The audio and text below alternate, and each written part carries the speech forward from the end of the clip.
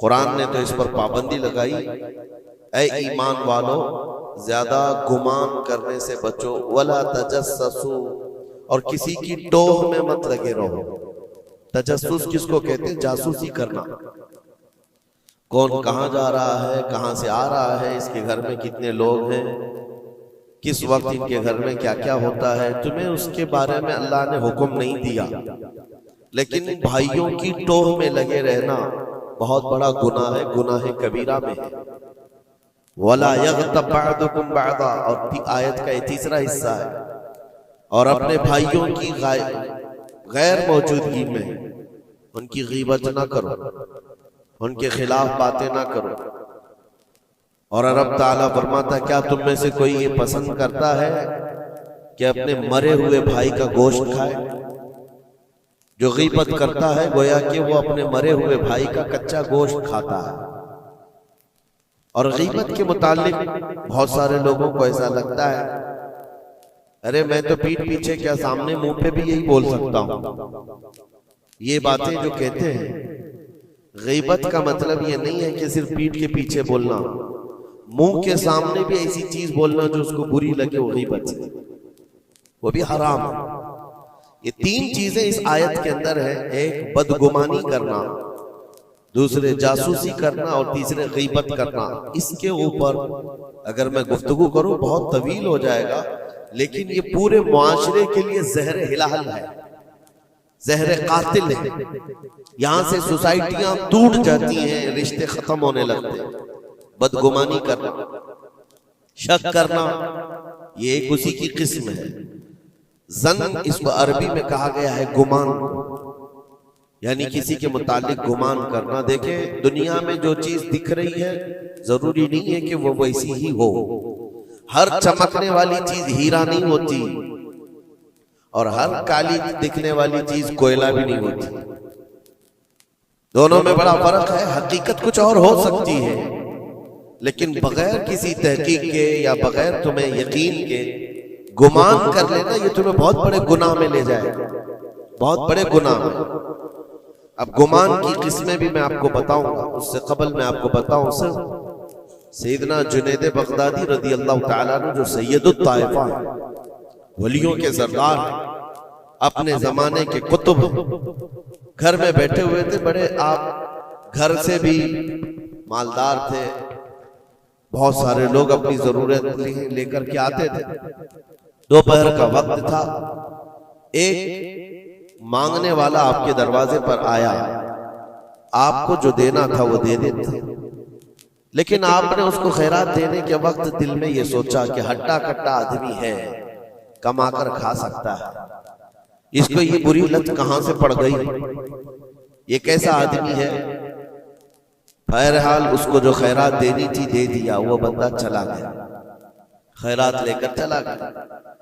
अब वापस आप अपने घर आए, और जैसे ही आप आए नींद लग गई, आप सो गए।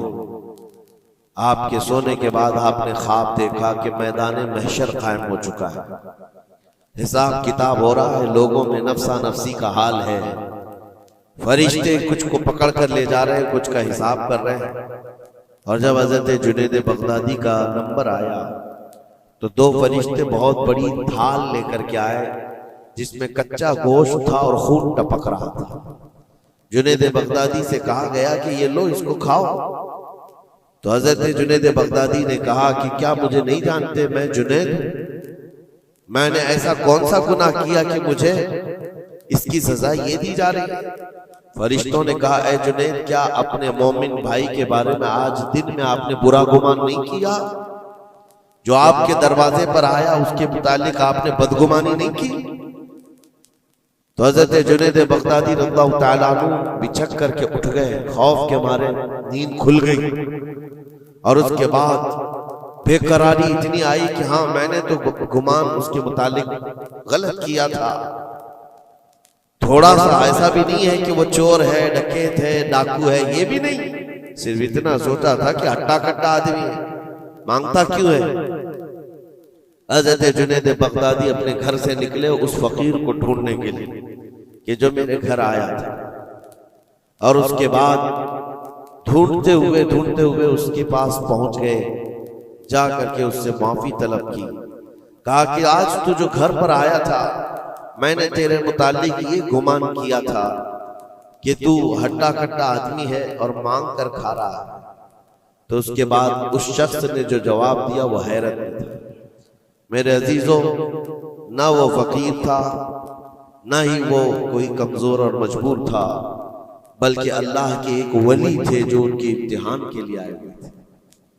हज़रत जुनैद बगदादी रज़ियल्लाहु ताला अन्हु को उससे ज्यादा माल उन्होंने लौटाया और कहा, ऐ जुनैद, तेरे मकामात को अगर कोई चीज खत्म करती है तो मोमिनीन के मुतालिक बदगुमानी कर। अगर तू आज यहाँ ना आता तो तेरे मकामात रोक दिए जाते।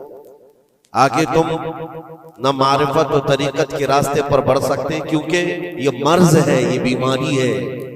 इस बीमारी ने तो हमारे मुआशरे को खराब किया हुआ है। बदगुमानी से बचो।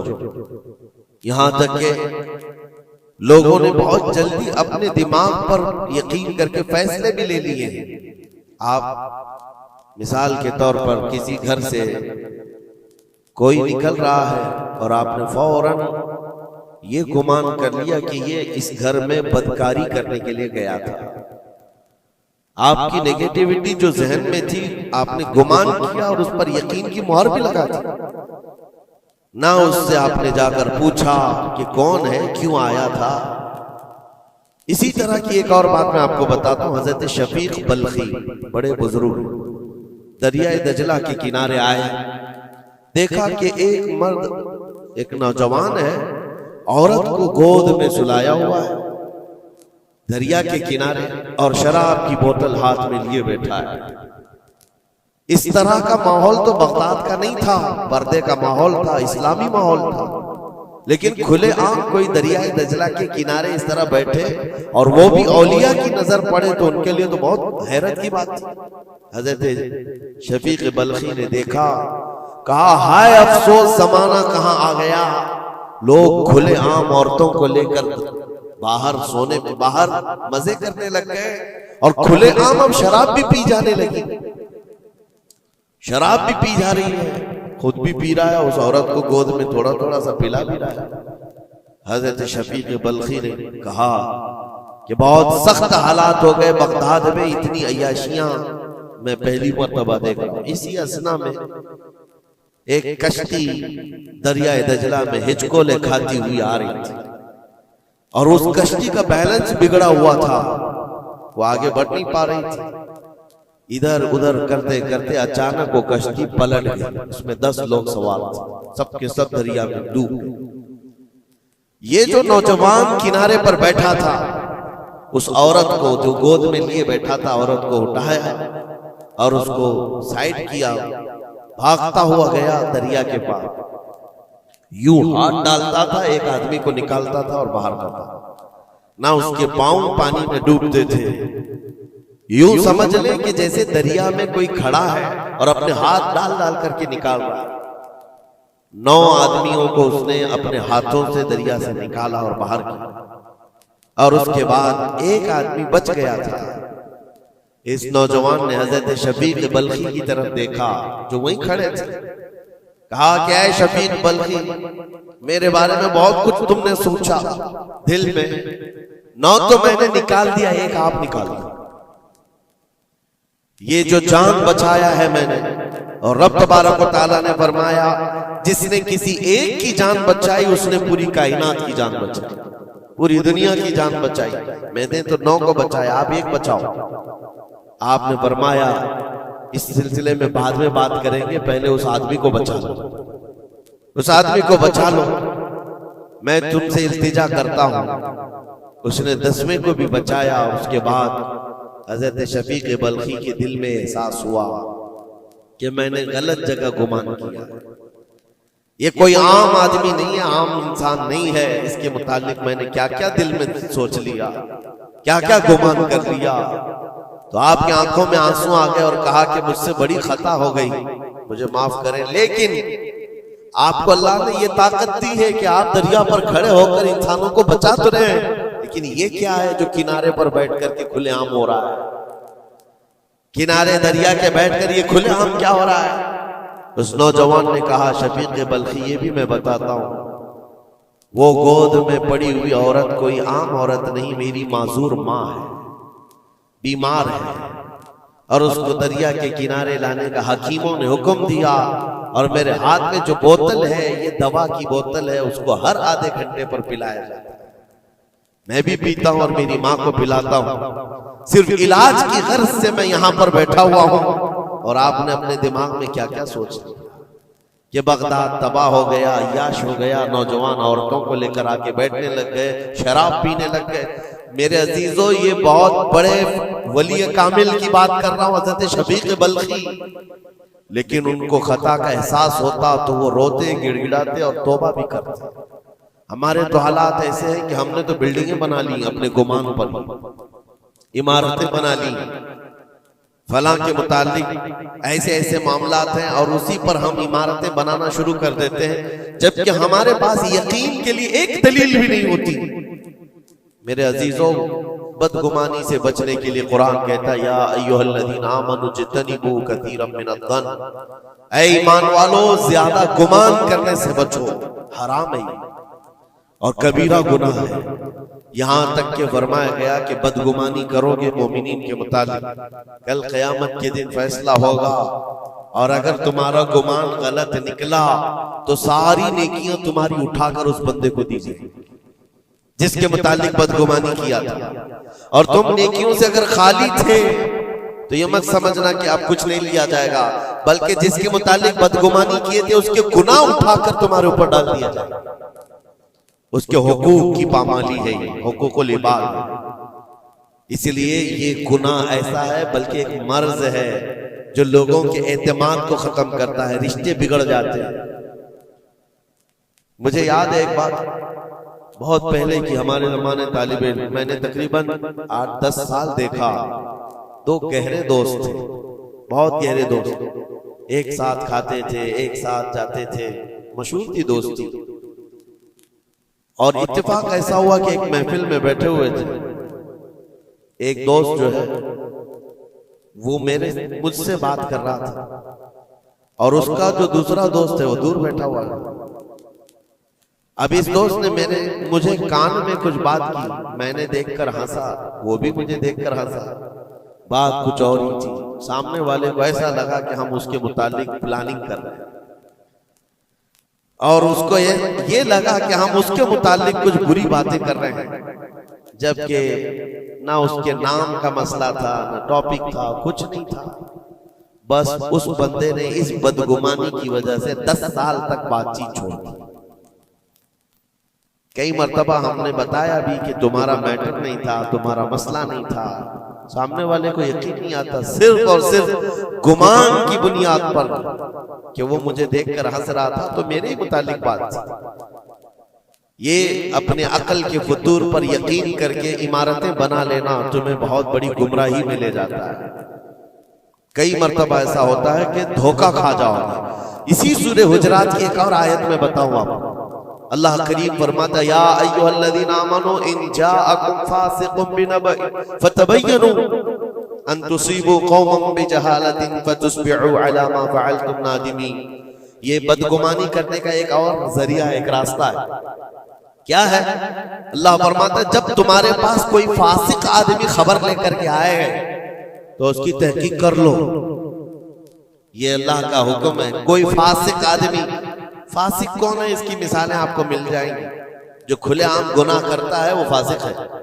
फासिक आदमी जब तुम्हारे पास खबर लेकर के आए तो रब फरमाता उसकी तहकीक कर लो, वरना ये होगा कि अनजाने में तुमको शर्मिंदगी उठानी पड़ेगी, तुम अपने किए पर बाद में पछताओगे, अला मा फअलतुम नादिमीन, तुम शर्मिंदा हो जाओगे।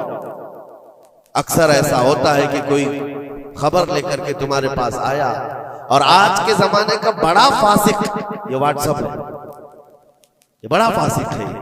इसकी बातों पर कौन यकीन करे? मेरे अजीजों, लोग तो सिर्फ एक दूसरे की एडिट की हुई तस्वीरों को देख करके ईमान ले आ जाते हैं, है ना? ऐसा हकीकत है। व्हाट्सएप यूनिवर्सिटी के फारिगीन तो अभी जमाने में बहुत है, इनकी नॉलेज सिर्फ और सिर्फ उसी से है। इंटरनेट से, व्हाट्सएप से, जबकि इनकी तहकीकात पर अगर लग जाए तो असल वजूद में कुछ है ही नहीं। इसीलिए मेरे अजीजों, बदगुमानी करने से बचो, बदगुमानी करने से बचो। जिसकी असल ही ना हो उस चीज के फैलाने का हम सबब बन जाते हैं कई मर्तबा। अल्लाह करीम हमें इस बलाए अजीम से महफूज रखे। मुझे एक बात याद आती है, मैंने पढ़ा था ट्रेन में एक आदमी सफर कर रहा है और उसके साथ 3 बच्चे हैं। बड़े बेटे की उम्र 7 साल की, दूसरे बेटे की उम्र 5 साल की, तीसरे की 3 साल की। छोटे बच्चे 7, 5 और 3 साल की उम्र के बच्चे। अब वो बंदा जब ट्रेन में सफर कर रहा हो 3 बच्चों को लेकर के, और जब बैठा हुआ है ट्रेन में, कोई बड़ा उधर से कूदता है, कोई इधर से उछलता है। ये तीनों उछल कूद ऐसी मचाए हुए हैं कि इस मुसाफिर का आराम और सुकून गारत हो गया है। थोड़ी देर तक तो कोई बर्दाश्त कर लेगा, और उसके बाद मुसाफिर देख रहे हैं दूसरे। बड़ा मसला तो ये है कि उछल कूद तो बच्चे कर रहे हैं, बाप एक जुमला भी उनको मना नहीं कर रहा। ना बड़े से कहता है कि बैठ जा, ना छोटे को संभालता है। उछल कूद कर रहे हैं और ये खामोशी से बैठा हुआ है कोने में। सामने के पैसेंजर देखते रहे और कहा कि कितना बेगैरत आदमी है, बच्चों को ऐसे खुलेआम छोड़ा हुआ है, बैलों की तरह नाच रहे हैं। अब कानाफूसी भी शुरू हो गई। थोड़ी देर के बाद जब ये ज्यादा हो गया तो लावा फट ही जाता है लोगों का। कोई किसी की गोद में कूद पड़ रहा है, कोई उछल कूद करते हुए बच्चा किसी के यहाँ लटक जा रहा है। 1 घंटा तमाशा हुआ तो उसके बाद लोगों के सब्र का दामन छूट गया, बोलना शुरू कर दिया और सबने मिलकर के जब उसको कोसना शुरू किया, भाई साहब आपके बच्चे हैं? उसने कहा मेरे बच्चे हैं। कहा कुछ तो तमीज सिखाओ, सफर के आदाब तो बताओ। कोई वहां से कूद रहा है, कोई यहां से कूद रहा है, सारे लोगों का आराम गारत करके रखा है इन बच्चों ने। आप बाप हैं, आपको तमीज नहीं आती, आपको तरबियत का अंदाज नहीं मालूम। सबकी डांट डपट सुनता रहा और उसके बाद थोड़ी देर के बाद भुर्राई हुई आवाज निकली, उसकी दर्द भरी आवाज निकली। कहा मैं इनको तरबियत अच्छी तरह से देता हूं, तमीज भी है सब, लेकिन मसला यह है कि आज ही सुबह इनकी माँ मेरी बीवी का घर में इंतकाल हो चुका है। वो मैके गई हुई थी, ये बच्चे मेरे पास थे। मुझे सुबह खबर आई है इनकी माँ का अचानक दौरा पड़ने से इंतकाल हो चुका। मैंने अभी तक इन बच्चों को बताया नहीं कि इनकी माँ का इंतकाल हुआ। ये जितना उछल कूद कर रहे हैं, खेल रहे हैं, अभी घर पहुंचेंगे तो इनकी सारी खुशियां खत्म हो जाएंगी। ये अपनी माँ की मुर्दा लाश को देखेंगे तो सारा उछल कूद चला जाएगा। बस मैं इसलिए इनको इतनी देर के लिए छोड़ा था कि जितनी देर खुशी मना सके मना लें, फिर जिंदगी भर इनको मां को खोने का एहसास तो सताता ही रहेगा। बस इतना जुमला उसका निकला तो हिचकियां बंद गई। जो बगल में मौजूद मुसाफिर थे सबकी आंखों में आंसू आ गए। अब कोई बच्चे को उठाता चूमता था, कोई उसको गोद में उठा रहा है। बच्चों को खबर नहीं है कि इनकी मां का इंतकाल हुआ है और ये बंदा उनको सफर पर ले जा रहा है। लेकिन थोड़ी ही देर के लिए दूसरे मुसाफिरों ने क्या क्या बदगुमानियां कर ली। मेरे अजीजों, किसकी जिंदगी में क्या चल रहा है आपको खबर नहीं है। कई लोगों की जिंदगियों में समंदर मौजें मार रहा है और आप उसे देख करके न जाने बेगैरत समझ लेते हैं, कभी उसको बदतमीज समझ लेते हैं। ये बदगुमानियां हैं जो बंदे को यहां तक ले आती है। और बदगुमानी करने का एक तरीका यह भी है कि हज़रत इमाम राजी फरमाते बंदा बसा औकात काफिर भी हो जाता है, कुफ्र तक चला जाता है बंदा, क्योंकि गुमान पर अगर यकीन करने लग जाए। इसलिए बचो इन चीजों से। और मोमिनों की इज्जत को पामाल करना यह आसान नहीं है। सिर्फ और सिर्फ मैंने कई मर्तबा देखा है, उड़ती उड़ती खबरें आती हैं तो हम उस पर यकीन करने के करीब हो जाते हैं। अल्लाह हमें भी इसकी हिदायत दे।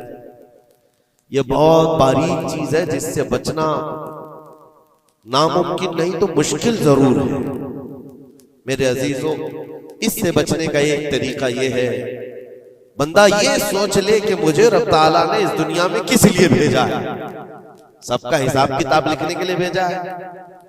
सारे लोगों का अमाल नामा मुझे देख पूछा जाएगा क़यामत के दिन, फलां क्या करता था, फलां क्या करता था। जब मुझे रब ताला ने इसका मुकल्लफ ही नहीं बनाया तो खामखा दूसरों की जिंदगियों में क्यों दखल अंदाजी करूं, क्यों लोगों के मुतालिक गुमान पाल करके बैठूं। आपको इस रुए जमीन पर जो भेजा गया वो अल्लाह ने अपनी इबादत के लिए भेजा है, अपनी रजा के लिए। हम उसकी रजा तो हासिल ना कर सके, उसकी इबादत में कामिल हो नहीं सके, और दूसरों के अयूब पर हम लोगों ने अपनी पूरी एनर्जी खर्च करना शुरू कर दिया। अजीजा निगरामी वक़ार, ये पुरफितन दौर ऐसा है। अब मैं जो किस्में बता रहा था जन की, देखें बसा औकात बंदे से बंदे का गुमान अपनी जगह पर। आप मेरे बारे में क्या सोचते हैं मुझे मालूम नहीं, मैं आपके बारे में क्या सोचता हूं वो आपको भी नहीं मालूम। ये तो बंदों का गुमान है, लेकिन बंदा रब से जो गुमान रखता है ये भी बहुत बड़ा मसला है, बहुत बड़ा मसला है। इसको आसान मत समझे। ये दिमाग के घोड़े जब दौड़ते हैं इस पर कंट्रोल भी तो नहीं होता है, कहां तक जाएगी गुमान। मुस्लिम शरीफ की हदीस है, मेरे आका सल्लल्लाहु तआला अलैहि वसल्लम फरमाते हैं, शैतान तुम्हारे पास आता है गुमान के रास्ते से। तुम सोचने लगते हो आसमान को किसने बनाया, ये सोच ही तो है। तुम्हारा दिल जवाब देता है अल्लाह ने बनाया। जमीन को किसने बनाया, अल्लाह ने बनाया। चीजें सोचते जाते हो, उससे पहले क्या था, उससे पहले क्या था, इससे पहले क्या था। और ये जब दिमाग के घोड़े दौड़ने लगे, तुमने उसको नकील नहीं थामी तो ये लेकर के जाता है दिमाग। आखिर में ये गुमान डालता है फिर अल्लाह से पहले क्या था, या फिर अल्लाह को किसने बनाया। यहां आकर के तुम्हारे ईमान पर डाका पड़ जाता है और तुम शशोपंज में रह जाते हो। खुद से अगर कुछ सोचकर फैसला कर लिया कि अल्लाह के पहले ऐसा था या अल्लाह ऐसा था, नाउज़ बिल्लाह, तो कुफ्र हो गया। एक गुमान के रास्तों को आजाद छोड़ने का हुक्म नहीं दिया गया है। इसीलिए मियां हम और आप तो छोड़े, औलिया की बात भी छोड़े, उम्मत के जो सबसे आला किस्म के लोग थे वो सहाबा थे। सबसे आला, कयामत तक पैदा होने वालों में जो सबसे अच्छे थे अल्लाह ने उनको सहाबी रसूल बनाया। सहाबा कराम बात कर रहे थे आपस में किस मसले में, तकदीर के बारे में, तकदीर के मुतालिक बात करें। तकदीर के बहुत सारे मसले इसमें दिमाग की गिरें ऐसी आजाद हो जाती है, बंदा सोचने लग जाता है। तकदीर क्या है, जो कुछ भी दुनिया में होने वाला है अल्लाह ताला ने उसको पहले से लिख दिया है। ये यकीन है कि नहीं आपका तकदीर, और तकदीर का इनकार करने वाला काफिर है।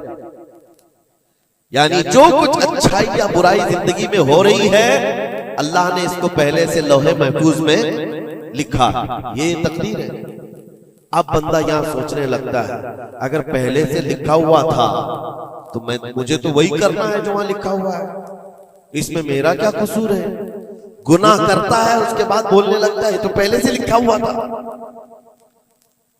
कुछ भी करेगा और उसके बाद ये गुमान करने लगेगा कि वहां तो लिखा हुआ था, मैं ऐसा कर रहा हूं। तकदीर के मसले ऐसे हैं कि बाज लोग सवाल करने लग जाते हैं कि मियां अगर अल्लाह ने पहले से लिखा है तो फिर बंदे का क्या कसूर है इसमें जो गुनाह कर रहा है, और अगर पहले से लिखा हुआ नहीं है तो फिर तकदीर नहीं है। इन मसाइल में गुफ्तगू करते करते, गुमान करते करते बंदा कुफ्र तक पहुंच जाता है। कुछ फिरके भी बन गए इसी बात, जबरिया, कदरिया। अब मैं यहां पर इसलिए ये बात कर रहा हूं, नबी करीम सल्लल्लाहु तआला अलैहि वसल्लम ने सहाबा को मना कर दिया कि इस मसले में गुफ्तगू ज्यादा ना करो, तो आम लोग तो छोड़े। अब जन की किस्में मैं बता रहा हूं, गुमान की वो 4 किस्में बताई गई। इमाम अबू बकर जस्सास राजी रहमतुल्लाह अलैह ने 4 किस्में इसकी बयान की। पहला गुमान हराम है, दूसरा गुमान वाजिब है, तीसरा गुमान मुस्तहब है, और चौथा गुमान यानी ना उसके ऊपर गुनाह मुबाह है। उसकी किस्में हैं जिसमें से पहला गुमान जो हराम है, और एक गुमान को तो उन्होंने कुफ्र भी कहा है।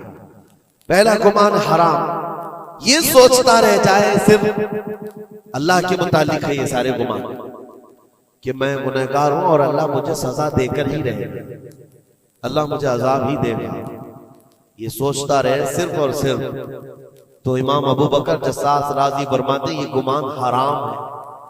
रब कहार जरूर है, रब जब्बार जरूर है, लेकिन गफ्फार भी है और सत्तार भी। तुमने अगर सिर्फ यही गुमान किया कि मुझे सजा देगा, मुझे सजा देगा, तो ये गुमान हराम है। इस पर मुझे आला हज़रत फाजिल बरेलवी रहमतुल्लाह तआला अलैह की बात याद आती है। उनका गुमान कैसा था? सोचते थे बारगाह मुस्तफा करीम, कहते हैं डर था कि इसियां की सजा अब होगी या रोजे से, डर था कि गुनाहों की सजा अब होगी या रोजे जजा, दी उनकी रहमत ने सदा, ये भी नहीं वो भी नहीं, यहां भी नहीं होगी वहां भी नहीं होगी, रहमत ने सजा आवाज दी।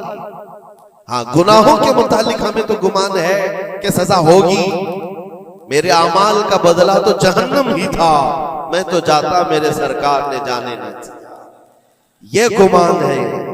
बारगाह मुस्तफा में गुमान आला रखो, और रब ताला के मुतालिक जब गुमान करना हो तो हदीस कुदसी है, मुस्नद अहमद की हदीस है, अल्लाह ताला फरमाता अना इंदा ज़न्नी अब्दी बी, मैं अपने बंदे के गुमान के मुताबिक सुलूक करता हूं। बंदा मेरे मुतालिक जैसा गुमान करता है मैं उसके साथ वैसा सुलूक करता हूं। अब तुम्हारा ही ये तुम्हारी मर्जी है, और हदीस का आगे का टुकड़ा भी है, फल यदुन मा शाअ बी, बंदा जो चाहे मेरे बारे में गुमान कर ले। तुम सख्त किस्म का खुदा गुमान करके बैठे हो, सख्तियों का सुलूक हो जाएगा। इसीलिए मैंने इससे कबल भी एक बार कहा था, जब किसी के घर में इंतकाल होता है फरिश्ते आ जाते हैं, मरे हुए इंसान को उठाने से पहले तक वो घर वालों को सब देखते रहते कौन क्या क्या बोल रहा है, और उसकी सारी रिपोर्ट ले जाकर बारगाह रब्बुल इज्जत में अर्ज करते हैं। अल्लाह ताला पूछता है फरिश्तों से, आज इस घर में एक जान को हमने लिया, वो लोग मेरे मुतालिक क्या गुमान कर रहे थे, क्या सोच रहे थे और क्या कह रहे थे? फरिश्ते कहते हैं ऐ मौला फलां कह रहा था कि मेरे घर पर बड़ा जुल्म हो गया, मेरा अजीज बच्चा ले लिया, मेरे घर पर ऐसी चीज आफत आ गई, सब बातें। तो रब तबारक व तआला फरमाता है फरिश्तों गवाह हो जाओ, उन्होंने जैसा मेरे मुतालिक गुमान किया मैं उनके साथ वैसा सलूक करूंगा, दुनिया में भी और आखिरत में भी। और फिर किसी घर से फरिश्ते जाते हैं जो नेक लोगों का होगा, रब ताला पूछता है यहाँ क्या कहा जा रहा था मेरे मुतालिक, क्या सोचा जा रहा था? फरिश्ते कहते मौला उनके घर पर बड़ी गम की बात थी, बड़ी मुसीबत थी, उनके बाप का इंतकाल था, लेकिन हर कोई कह रहा था इन्ना लिल्लाहि व इन्ना इलैहि राजिऊन, हम अल्लाह के लिए हैं और अल्लाह ही की तरफ लौटने वाले हैं। रब ताला पर फरमाता है फरिश्तों तुम गवाह हो जाओ, इससे बेहतर उनको निअमुल बदल दुनिया में दूंगा और उससे बेहतर आखिरत में अता करूंगा।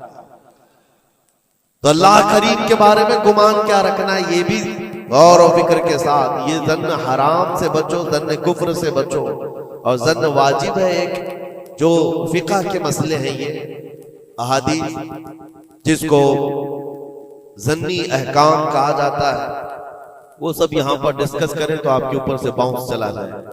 और मोमिनीन के मुतालिक मुस्तहब है, अच्छा गुमान करना हर एक के मुतालिक मुस्तहब है। और मुबाह जिसको कहा गया है वो ऐसा है कि आपके बिला इख्तियार कुछ गुमान आया है, आपने सोचा नहीं, तो ये मुबाह है।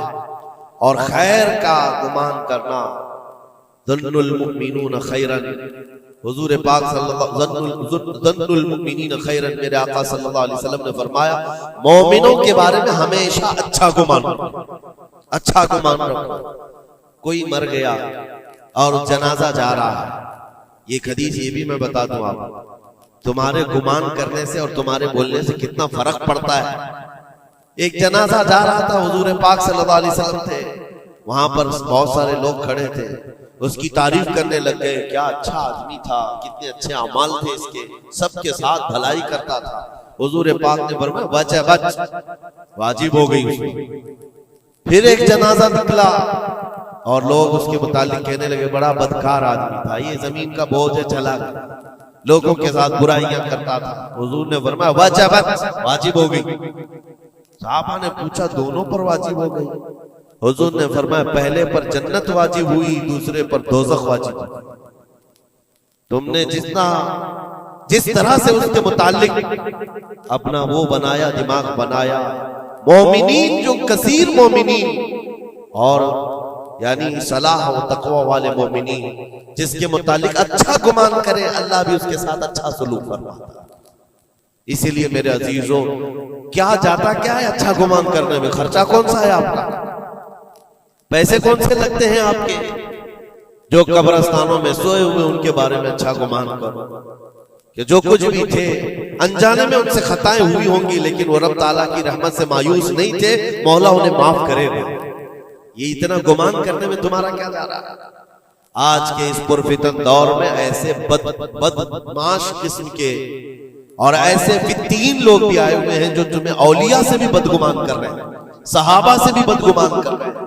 आज देखते नहीं सोशल मीडिया पर कोई हजरत अमीर मुआविया पे भौंक रहा है, कोई खारजी कुत्ता मौला अली पे भौंक रहा, कोई सैयदा फातिमा तो ज़हरा हसनैन करीमैन के बारे में बात करने लग गया है। ना तुम्हारा जमाना है, ना तुमने उनको देखा है, सिर्फ उड़ती हुई खबरें आई तो तुमने यहां से गुमान बना लिया, फला बागी था, फला हद से ज्यादा करने वाला था। नाउजुबिल्लाह, ये सहाबा के बारे में बातें हो रही है, औलिया इकराम के बारे में धड़ल्ले से बात की जाती है। वो ऐसे थे, उन्होंने ऐसा किया, इन्होंने वैसा किया। माज़अल्लाह, जिस वक्त तुम्हारी पकड़ होगी तुम्हें दलील देनी पड़ेगी। कहा जाएगा हाथू बुरहानकुम इन कुंतुम सादिकीन, अगर तुम सच्चे हो तो दलील लाओ। जो कुछ तुमने सोचा ये बंदा वैसा था, साबित करो। साबित कर सकोगे? साहबे मामला तब कभी तुमसे मिला ही नहीं, तुमने पहाड़ बना रखा है। अपनी नेकियों को गारत करने से बचाएं।